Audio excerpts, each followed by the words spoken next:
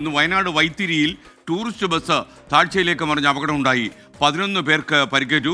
ഇന്ന് പുലർച്ചെ 3:30 മണിയോടെയാണ് ഈ അപകടം ഉണ്ടായത്. സുർജിത്ത് അയ്യപ്പത്ത് ചേരുന്നു നമുക്കൊപ്പം വൈത്തിരിയിൽ നിന്ന്. Surjit, good morning. സുർജിത്ത്, എങ്ങനെയാണ് ഈ അപകടം സംഭവിച്ചത്? മറ്റു വിവരങ്ങൾ എന്തൊക്കെയാണ്? എസ്കെൻ, ഇന്ന് പുലർച്ചെ 3:30 ഈ ഒരു അപകടം ഉണ്ടായത്. ഗുരുവായൂരിലേക്ക് പോവുകയായിരുന്നു ടൂറിസ്റ്റ് ബസ്. വിദ്യാർത്ഥികളാണ് ഏറിയ പങ്കുമുണ്ടായിരുന്നത്. 45 വിദ്യാർത്ഥികളുണ്ടായിരുന്നു. മൈസൂർ ജില്ലയിലെ KPS ഗവൺമെന്റ് സ്കൂളിലെ വിദ്യാർത്ഥികളാണിവർ.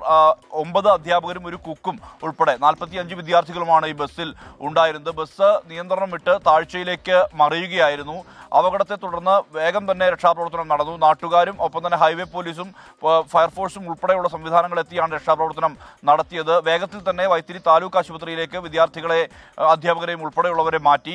ഇതിൽ 11 പേർക്കാണ് പരിക്കേറ്റുള്ളത്. 11 പേരിൽ 3 പേർക്കാണ് അല്പമെങ്കിലും എല്ലൊക്കെ പൊട്ടിയ ഒരവസ്ഥ ഉള്ളത്. അവരെല്ലാം തന്നെ മൂപ്പൻസ് മെഡിക്കൽ കോളേജിലേക്ക് മാറ്റിയിട്ടുണ്ട്. ബാക്കിയുള്ളവരെല്ലാം തന്നെ അവർക്കൊന്നും പരിക്ക് ഗുരുതരമല്ല എന്നുള്ളതാണ് ഒടുവിൽ ലഭ്യമാകുന്ന വിവരം. ഈ ഗുരുവായൂർ ഭാഗത്തേക്ക്, അതായത് ഇവർ ഗുരുവായൂരിലേക്കും തുടർന്ന് തിരുവനന്തപുരത്തേക്കുമാണ് യാത്ര പ്ലാൻ ചെയ്തിരുന്നത്. ഇതിനിടയിലാണ് ഇത്തരത്തിൽ ഒരു അപകടമുണ്ടായത്. നിയന്ത്രണം വിട്ട് ഈ ബസ് താഴ്ചയിലേക്ക് മറിയുകയായിരുന്നു. ഇതേ തുടർന്നാണ് ഈ അപകടം. വേഗത്തിൽ തന്നെ രക്ഷാപ്രവർത്തനം നടത്താൻ കഴിഞ്ഞു എന്നുള്ളതാണ് ആശ്വാസകരം. SKN. Thank you. സുർജിത്ത് അയ്യപ്പത്താണ് വിവരങ്ങൾ നൽകിയത്.